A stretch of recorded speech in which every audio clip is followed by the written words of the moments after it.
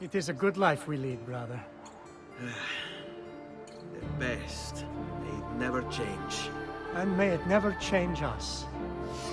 What makes a great hero? Is it their resiliency during challenging times? Is it their bravery and ability to stand up to the odds? Or is it their leadership skills? Whatever it may be, there's one thing that is true. We all love our heroes, and we can't get enough of seeing them in our stories. But why is that? Well, in this series, I will be exploring the greatest heroes of all time to answer this question. And next up, we will take a look at Ezio Auditore.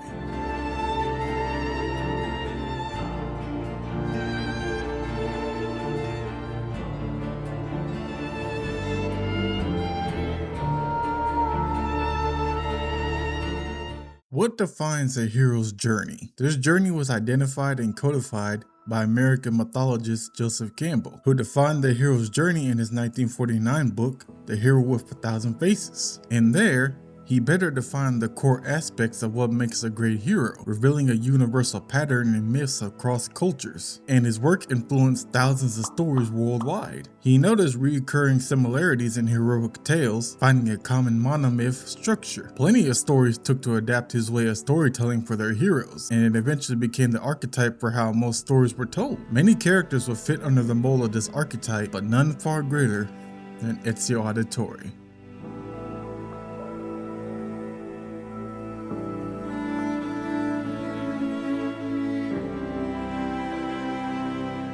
Born as a young Italian boy to a wealthy baker family, Ezio has forever etched himself in pop culture history. From his very first appearance, Ezio immediately separates himself from the rest of the pack. From the very moment we meet Ezio as a child, he is instantly held up in the air by his father as if to say he is his family's most prized possession. And upon our first introduction to Ezio as a teenager, we are already given some insight into the type of flamboyant and brash character that he is. Firstly, starting with his appearance. With his chest exposed and his collar popped, we are already being given insight that he is a rather cocky and flamboyant character, with a carefree attitude to match. His hair pulled back in a ponytail, and even the necklace around his neck give off the vibes of a typical rich adolescent kid with not much to worry about in life. We are also given insight into his leadership skills even as a young teen, as he turns to greet his comrades who are joining him in battle, showing Ezio's ability to be able to rally people around him whenever needed, and showcases how much Ezio holds his family's name in high regard, as we are shown just how loyal Ezio is to his family if he feels the need to fight for them. This early on showcases the love, care, and nobility he has for his loved ones, even if he might not be taking the most wisest approach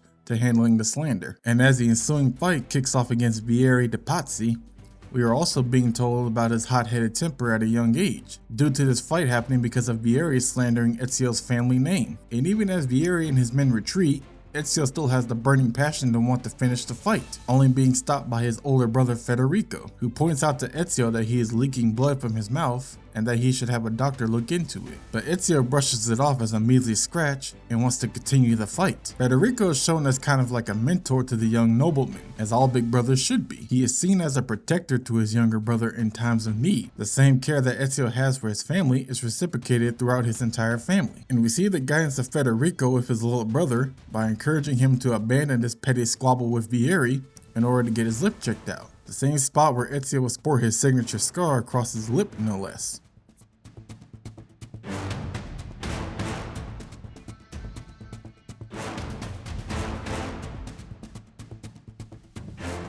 You must give up the life you planned in order to have the life that is waiting for you. Joseph Campbell. Another aspect we see of Ezio's character is his brash and hot-headed tendencies. He is always reacting to each situation before thinking, which can lead to him getting into a lot of trouble with his family. Alongside the fight earlier with Vieri, we also can't forget about his little meeting with Christina. Your behavior is unacceptable. It reminds me of myself when I was your age.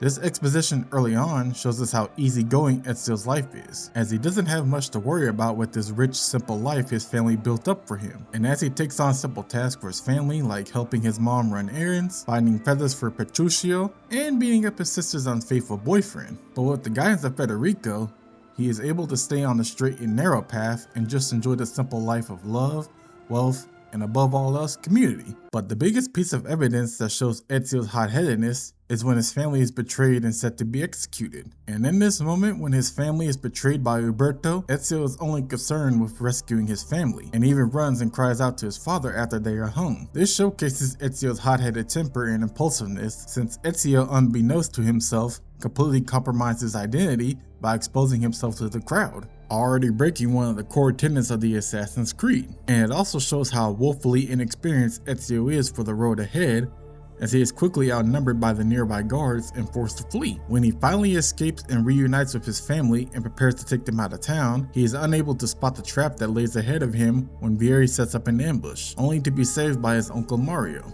It's a me, Mario! Uncle Mario?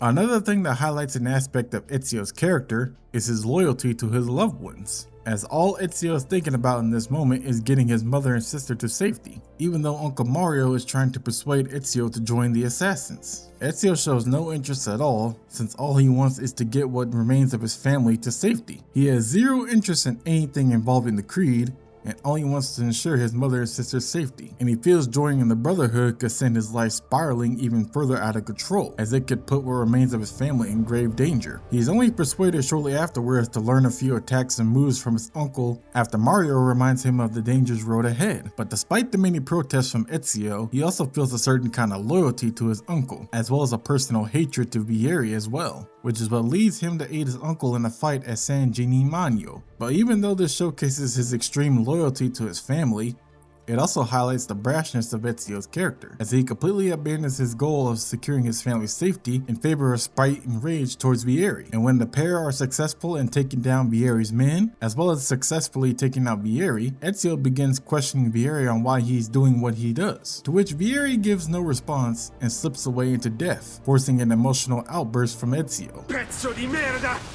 Vorrei solo che avessi sofferto di più! Hai avuto la fine che meritavi! Spero che Enough, Ezio! Show some respect. Respect? After all that's happened, do you think he would have shown either of us such kindness? You are not Vieri. Do not become him. Che la morte ti dia le pace che cercavi.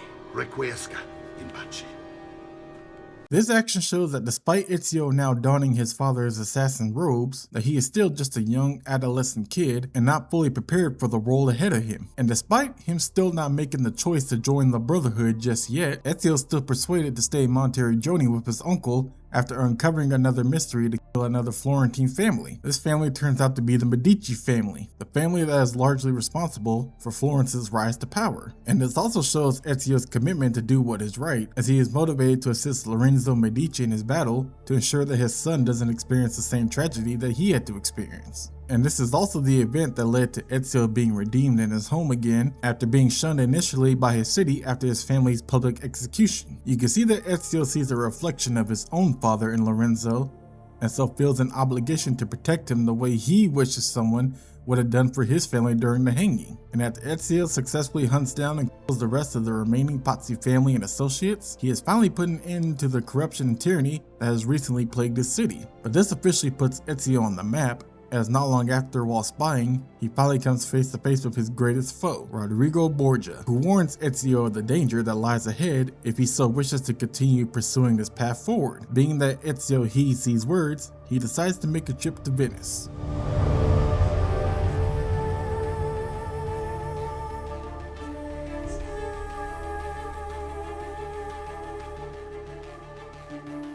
As Ezio makes his way through Venice, he is able to recruit a bunch of allies along the way. Palla, La Volpe, Antonio, Theodora, and Bartolomeo all agree to aid him in his dismantle of the Templar Order, and ensuring that no one else has to experience the tragedies that befell his family. And in these new allies, he discovers a plethora of new attacks and moves which will aid him in his battle, as well as some new comrades to aid in the fight. This action is one of the many examples of what makes Ezio such a great hero, as it echoes the beginning of the game when Ezio was leading his army to a fight against Vieri. We are reminded with these allies about Ezio's ability to bring people over to his way of thinking, and are shown those leadership skills that Ezio possessed at a young age. But despite this, Ezio by now has completely steered away from his initial path of just trying to get his family to safety, and now sees an obligation to protect all the individual civilians who are feeling the wrath of the Templar Order, which leads us to our next discovery of his character.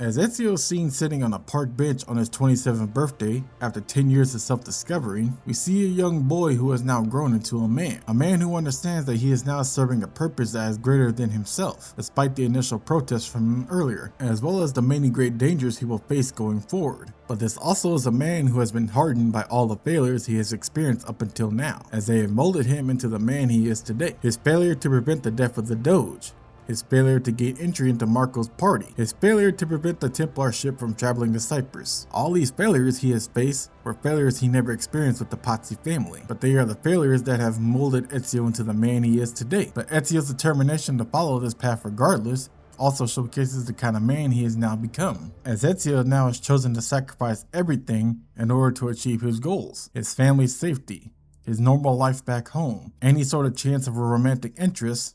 Everything that could even resemble a normal life for Ezio is now gone. But Ezio still feels the obligation to continue on his dangerous path. The same dangerous path that he was warned about pursuing by Rodrigo Borgia a few years earlier. And Ezio now realizes that even with perfect planning and execution, there are just some things that he is completely unable to prevent, as the institutions around him prevent him from doing so. And he is forever clouded around the head of these organizations in the form of Rodrigo Borgia. The same Rodrigo that Ezio finally hunts down and attempts to in a later chapter. And after hunting down the apple and finding Rodrigo Borgia's location, Ezio is met with his greatest challenge yet. But as Ezio fails in his attempts to kill Rodrigo, he is then rescued by his allies, who all reveal to him that he was the prophet that they had been searching for all along, and it is his duty now to become an assassin and to officially join the Brotherhood.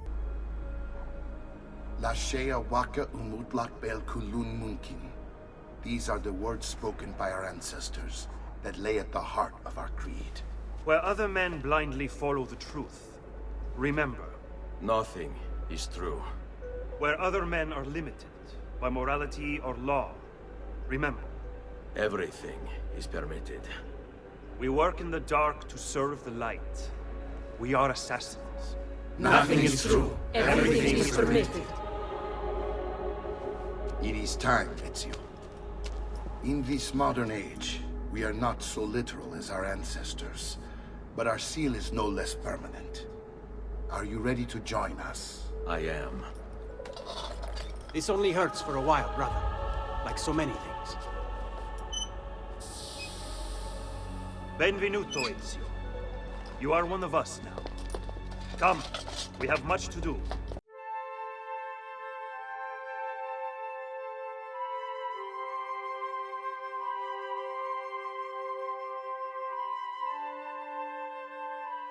As Ezio returns home after his little escapade, as well as fully being inducted into the Brotherhood, he returns home to the exact spot where he witnessed his father and brothers get executed years ago, only to find his city is once again spiraling into the same greed and corruption that was plaguing his city ever since his childhood. And despite this, Ezio sees only one thing he can do in this situation. He now knows that he can't stop the greed and corruption that is plaguing his city, but what he can do is end the suffering of Girolamo Savonarola before delivering this speech.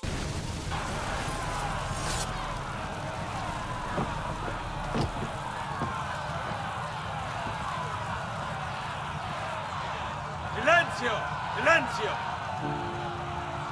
22 years ago, I stood where I stand now and watched my loved ones die, betrayed by those I had called friends. Vengeance clouded my mind. It would have consumed me, were it not for the wisdom of a few strangers who taught me to look past my instincts. They never preached answers, but guided me to learn from myself. We don't need anyone to tell us what to do. Not Savonarola, not the Medici. We are free to follow our own path. There are those who will take that freedom from us. Too many of you gladly give it.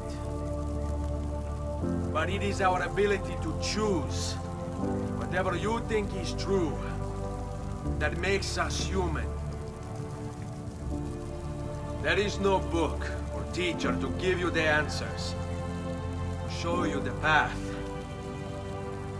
Choose your own way. Do not follow me or anyone else.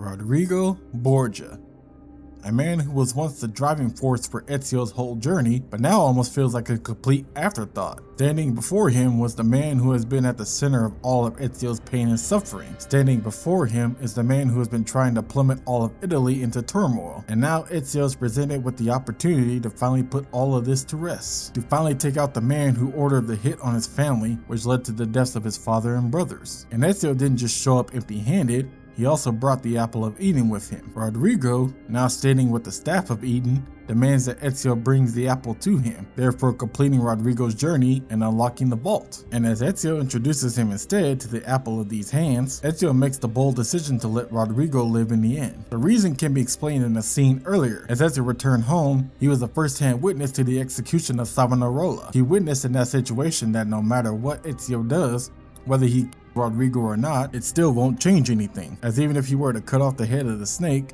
it won't stop another from rising to power to take Rodrigo's place. And Rodrigo won't bring back his family either. So after Ezio finishes with his fight against Rodrigo, he connects both pieces of Eden, which opens up a vault which contains a powerful message spoken by some mythical god, which is even beyond Ezio's comprehension. But Ezio soon realizes that this message wasn't meant for him, but to simply be read through him. A message for Desmond.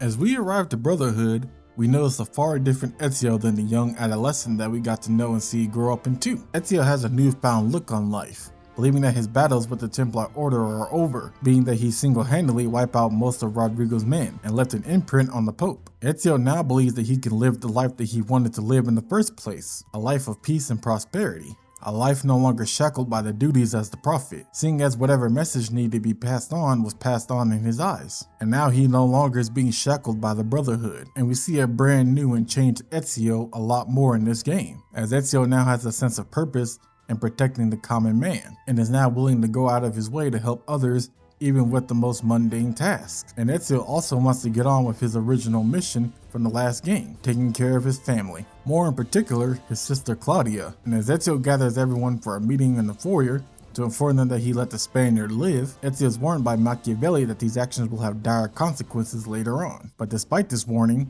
Ezio still believes that his war is over. He even wants to explore this newfound romance that he mustered up with Caterina Sforza, a woman Ezio helped out towards the end of the game in the DLC section of AC2. And it is here that Ezio may be able to rekindle what was once taken from him in the past, and has the ability to love another human. But Ezio has shown that this won't be the case when his home is invaded by the Borgia during his romance with Caterina, a brand new force which seeks to destroy everything Ezio and Claudia had built up until this point. Their home, their sense of peace, and even Ezio's Uncle Mario is taken out in the ensuing battle. And now Ezio is once again faced with the same eerie sight that he had just escaped from, losing a loved one while being completely helpless to stop it. But this time, we see a much more mature Ezio than in the last game, as by now, Ezio doesn't let this great tragedy get to him, and is now set on his goal to take down this newfound threat, and is equipped with the knowledge and strength he needs to be able to deal with this threat. He now has the courage he needs to be able to take on this threat head on, but now without the help of some friends.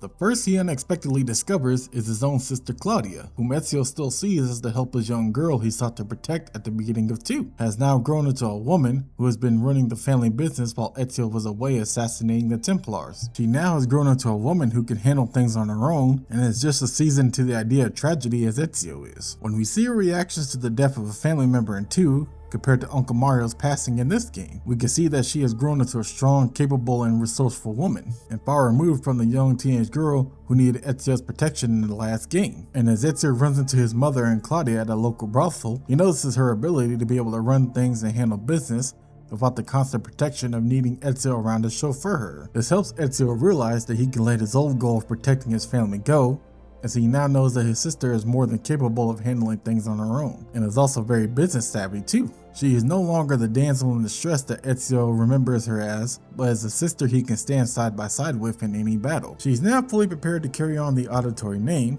just like he has been up to this point. It's something that is hard for Ezio to understand at first, but this is largely due to him missing the growth of his sister after all these years. So Ezio has no choice but to let his original goal go, in favor of a far more larger and meaningful goal.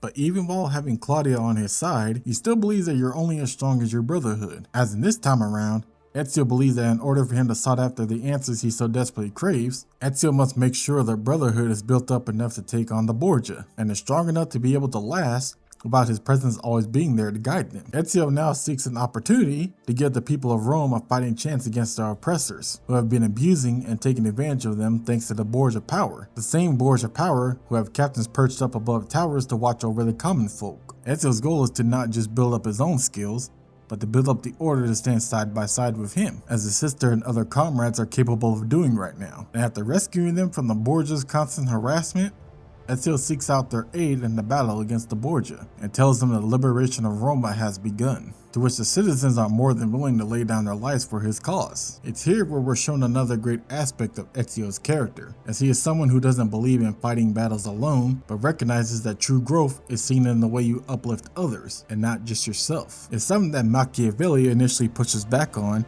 but begins to see Ezio's vision, as Ezio believes that the assassins are supposed to stand up for the everyday man, and an unbreakable belief in humanity is what lies at the heart of the creed, and if they neglect that, then that would just make the assassins hypocrites, and it ends up being one of the defining moments of Ezio's story, and the thing that makes him an icon, as he is reminded in the beginning by his mother for why the assassins fight, not for their own selfish desires, but for the betterment of the everyday man. And in him, Ezio gives these starving, desperate people a chance to fight back, a chance to stand up against the oppressors, a chance to fight for what's right, and is willing to stand up and be the leader for all these new assassin recruits to look up to.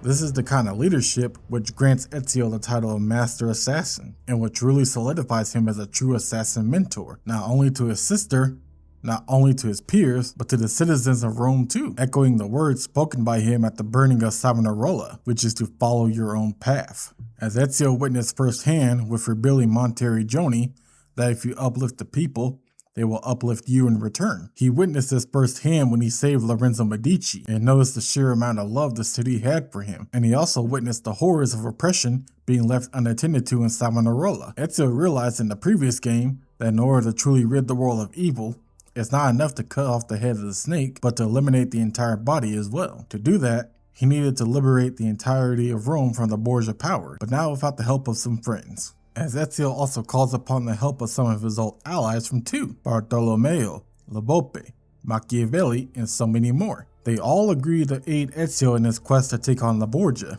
and after Ezio did his due diligence to liberate the citizens of Rome, they are also willing to lay down their lives to fight with him. But this is only made possible by Ezio's selfless ability to see the world from other people's point of view. Because of his selflessness, those around him are willing to listen to his goals, and are willing to stand side by side with him in his goals for the liberation of Rome. And his newfound allies in turn reward him with authority and status, and is given the ultimate status as mentor of the Brotherhood, the highest honor the creed could offer. As by now, the game isn't about Ezio's abilities. It's not about Ezio's quest for revenge or any other personal matters like romance. This is about Ezio uniting a bunch of people until he has one resembling a family. Ezio's family. I intend to write a book about you one day. If you do, make it short.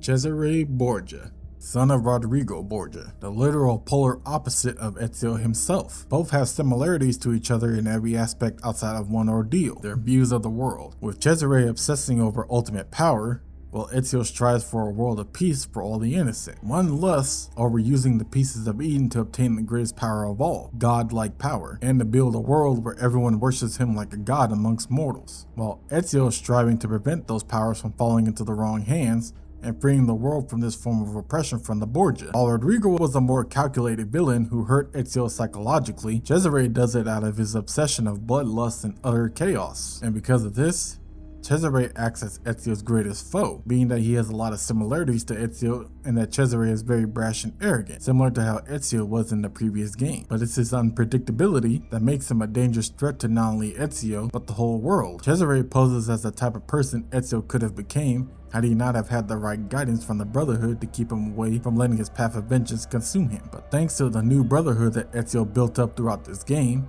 Ezio is more equipped to handle this new foe, an army that will stand by Ezio's side through thick and thin, which is a major contrast to when Ezio took on the Pope by himself in the previous game. Now equipped with an army at his side, as well as the Apple of Eden, Ezio now has the tools he needs to be able to take on the Borgia army, a task that is completely necessary in order to get to Cesare. And in the end, it is this very apple that gives Ezio the advantage to mow down Cesare's army, and finally put an end to his reign of terror. It was also the people that Ezio had influenced along the way that also helped him narrow the gap between he and Cesare. It was Ezio's ability to lead the Brotherhood as a master assassin that led him to this triumphant victory over his greatest foe. Not his ability to wield a sword, or his wisdom that he garnered from studying the apple, but from the true, genuine relationships Ezio established along the way. His willingness to suffer through most of his life, and to abandon his hopes of finding true love with any woman, are the things that turned him into the leader that he is today. A true leader that any assassin could be proud of and look up and aspire to be like. An assassin who stood up for the common folks and gave them hope when no one else was willing to do so. It was Ezio's ability to let go of his old family to build his new one that makes him iconic. And even though he failed twice to get revenge on his greatest foes, it was still a triumphant victory, as his dedication to his principles gained him respect among his peers, even amongst his enemies as well. Ezio's goal was never about seeking revenge, but to build a new family. And now with the Borgia influence gone, he now knows that that family can stand tall, even without his assistance, which allows him to finally bring this chapter of his life to a close.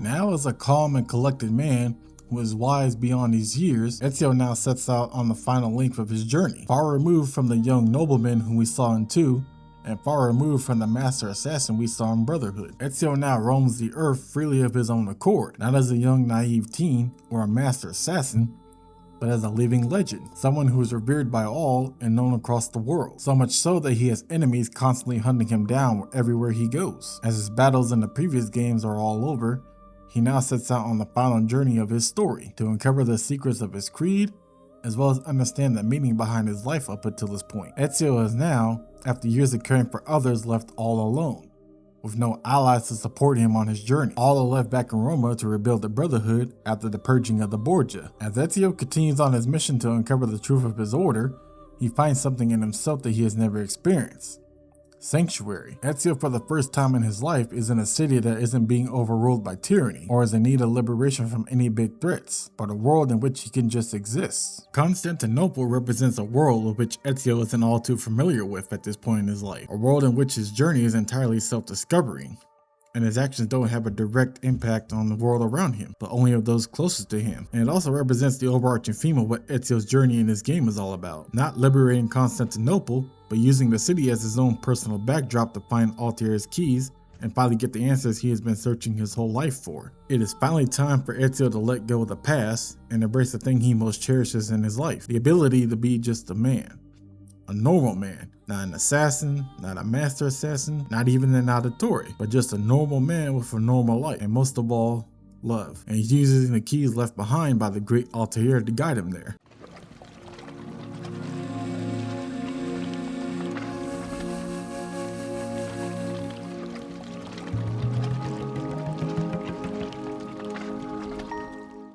But before we could talk about Ezio's journey, I feel it is only right to talk about one of the ghosts he is chasing, Altaïr ibn al-Ahad, the original master assassin, the one who started it all for the Assassin's Creed franchise. Once a young and arrogant youth, similar to Ezio, also grows into a wise leader of the Brotherhood, a man who spent the majority of his life studying the apple in order to unlock its secrets, wanting to use it to advance the Assassin Order's knowledge, and create new technologies and understand the Isu, who were the first civilization. The artifact allowed him to develop advanced weapons, armors, and medicine potions. But more importantly than that, it also revealed the history of the Isu. Usually most people get bent to the apple's wheel, but due to Altaïr's high concentration of Isu DNA, he is able to see through the apple's illusions, allowing him to study it without being immediately controlled by it. Not long after, however, Altaïr would begin to understand the dangers of the artifact if it fell into the wrong hands, and made sure to steal the apple away in his library in Masyaf, but not before recording his findings inside his codex, which contained designs for technology and knowledge that he hoped future generations would use. Ezio remarks about this to Sophia in his ascent up to Masyaf, that Altaïr was the one who really built up the Brotherhood, and that his study transformed the Assassin's Order from one to killing to one focused on knowledge and liberation. È così bello qui. This is where your order began? It began thousands of years ago, but here it was reborn. By the man you mentioned, Altaïr? Altaïr ibn al-Ahad. He built us up and set us free. He saw the folly of keeping a castle like this. It had become a symbol of arrogance and a beacon for all our enemies. And the mandate for menacing hoods? Was that his idea as well? The same knowledge is being transferred to Ezio now, thanks to a manifestation of eagle sense, which could be interpreted as a bleeding effect. This could either be caused by the connection to the memory seals or the influence of the Apple of Eden on the environment. But nonetheless, with his newfound vision, Ezio is able to retrace the same steps that Altaïr took centuries ago, guiding him on his journey to Altaïr's library in Masyaf. But he would not be making the ascent alone, as he would have a new companion joining him on his climb.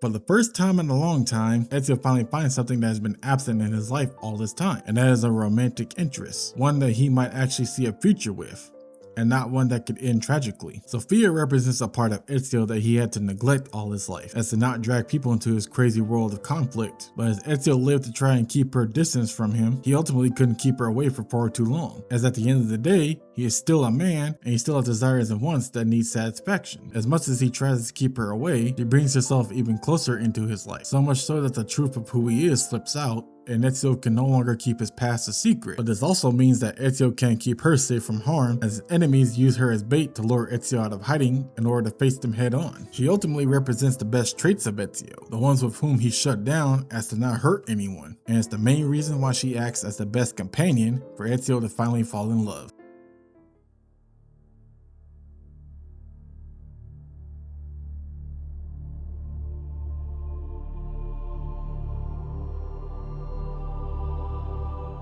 Darkness. It's all Ezio's life has been shrouded around since his youth. It's the very thing that makes his story so tragic to begin with. The constant pain of losing everyone who he is close to has been a part of Ezio since the beginning, but as he makes his way through the catacombs, it symbolizes Ezio's entire journey, as he is not just making his way through the catacombs, but making his way out of the darkness and finally into the light. As we know, Altair's Levantine Brotherhood fell primarily due to a coup being staged by a boss, who still believes that Altair lied about his family's treachery and seek to capitalize on the absence of Altair all these years, in order to seize control of the order. A boss imprisoned or killed many of Altair's allies, including Malik, and manipulated the order into abandoning its core principles. And we also can't forget about the Mongol invasion during the final days of the order in 1257, which destroyed much of the fortress of Masyaf and weakened the Brotherhood severely. But despite these failures, Altaïr spent his final years as a mentor to right these wrongs, fighting to restore these wrongdoings that befell his order. Altaïr wanted to leave a warning behind for future generations, specifically for Desmond himself, and as that knowledge, represented by his Apple of Eden, should not be used to seek power, as it will only bring despair, and it instead should be hidden away to prevent the folly of arrogance. And in his studies of the apple, he realized that he was not meant to be the final prophet,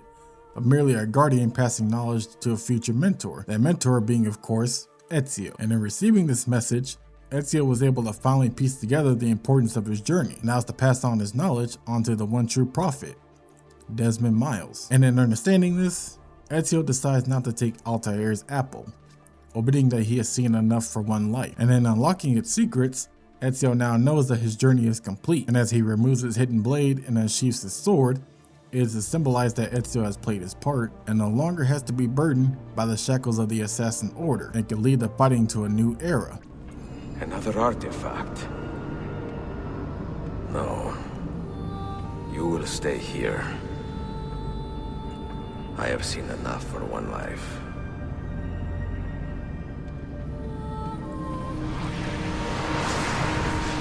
Desmond? He's talking to me? I heard your name once before, Desmond. A long time ago. And now it lingers in my mind, like an image from an old dream. I do not know where you are, or by what means you can hear me. But I know you are listening.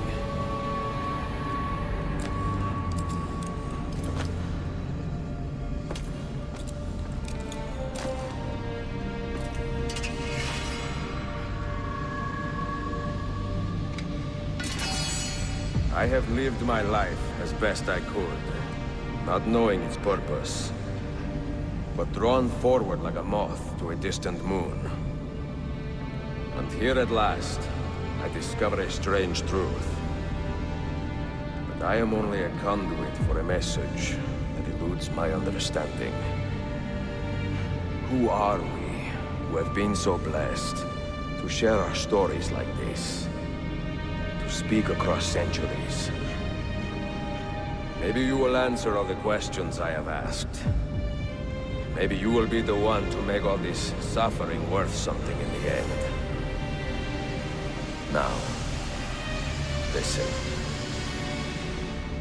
He could finally leave this part of his life behind, as he now knows that a true assassin acts as a guardian and not a master. He can finally put to rest all of his doubts and worries. He could finally remove the weight of having to carry the auditory name that has been a massive burden for him ever since he donned his father's robes, but one he was all the more eager to carry on anyways. Ezio now knows that it is finally time for him to let go.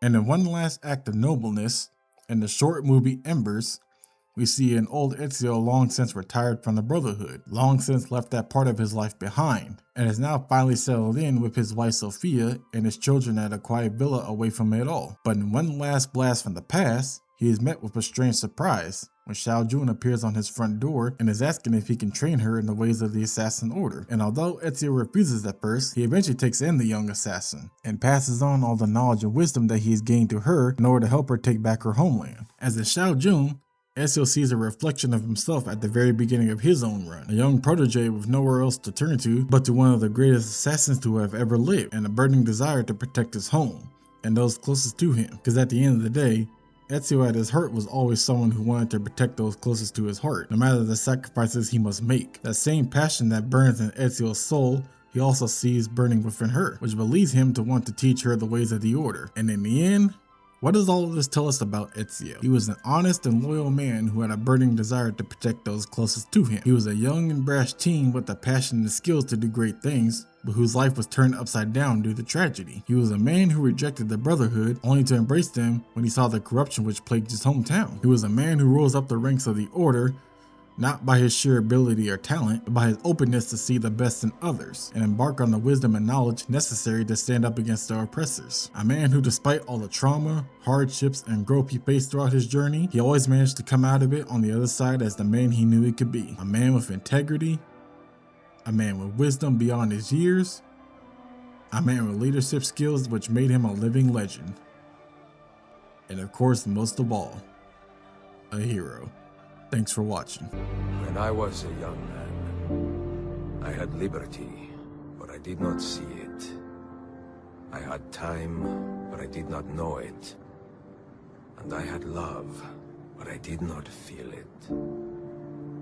Many decades would pass before I understood the meaning of all three. And now, in the twilight of my life, this understanding has passed into contentment. Love, liberty, and time, once so disposable, are the fuels that drive me forward. And love, most especially, mio caro. For you, our children, our brothers and sisters, and for the vast and wonderful world that gave us life and keeps us guessing. Endless affection, mia Sofia.